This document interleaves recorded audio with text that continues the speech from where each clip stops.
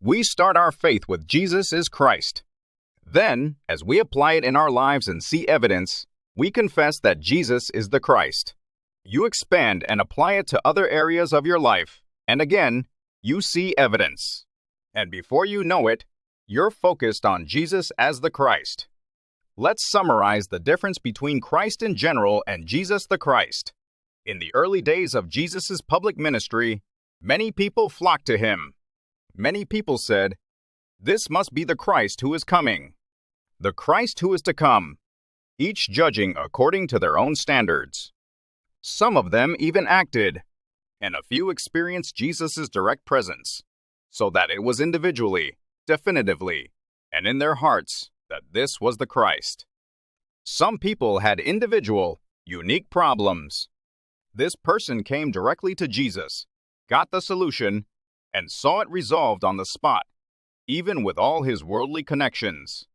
This led to a confession that Jesus was the Christ. It was an inner confession, not a forced one. It was a living witness in the body of an individual, unforgettable until death. For those whose problem was solved, it was the most pressing problem of their lives. Those who came only to have that problem solved, once it was solved, went back to their normal lives.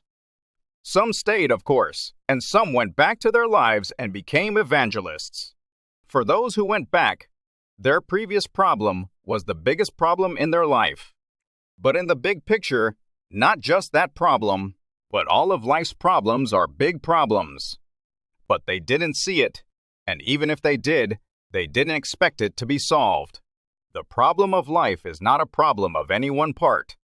It's a problem of the moment. But once that problem is solved, another problem looms large. Until we die, we're never free of problems. The very nature of problems means that they cannot be solved by human abilities, physical strength, economic power, or connections. Therefore, we must not be satisfied with the solution of one problem, but experience that Christ is the way, the truth, and the life for all the problems that come afterward. And we must confess that Jesus is the Christ. The disciples followed Jesus throughout their public life, witnessing his direct solutions to many different problems, and confessing that Jesus is the Christ. As they did so, the evidence piled up and piled up. They saw changes in their own lives, and they learned how to apply it to their own lives. And after Christ's ascension, they concluded that Jesus is the Christ. This single-mindedness changed the world. They went to the ends of the earth and conquered it. Only Jesus must be confessed as the Christ, because any life problem is always connected with darkness, sin, disaster, and death caused by Satan. This is because it has already taken hold in the mind, heart, and body of man. The basis of this is the problem of thought. These are the secondary questions that creep into our normal thoughts, distorting, criticizing, complaining, dramatizing, diluting, rationalizing, and making us see things differently. These thoughts are alive, confusing and complicating the human mind. They prevent us from making sound judgments and lead us to make poor decisions. It becomes a cycle, and the vicious cycle continues. So you have to filter out Satan and the low-quality fake news, which humans can't know, can't see, and are subjected to from birth to death. But the proclamation that Jesus is the Christ breaks this chain. If Satan's head is broken in one area, he's willing to apply it to other areas. Then you realize that the thoughts in your head, 24 hours a day, have been held captive by Satan 24 hours a day.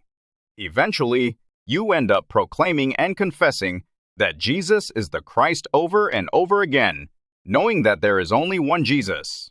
Empirically, Jesus often confessed Christ only a certain amount of time, limited to a certain amount of time. He confessed Christ only a very limited amount of time in a week. If I examine my thoughts at that time, my inner Jesus was not focused on Christ, only unfocused, distracted.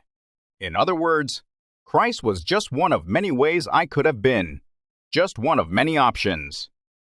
My inner mind was focused on a better idea, a more ingenious idea. But I was caught up in a myriad of complex thoughts. I decided that my thoughts were my own. I believed that my thoughts were something I could do. Because my mind was distracted by my complicated thoughts, I couldn't focus on a task, and I couldn't accomplish it. After a long time, I came to know the power of the one and only Christ. There is a need deep in my heart. I realize that there is only one name. Jesus is the Christ.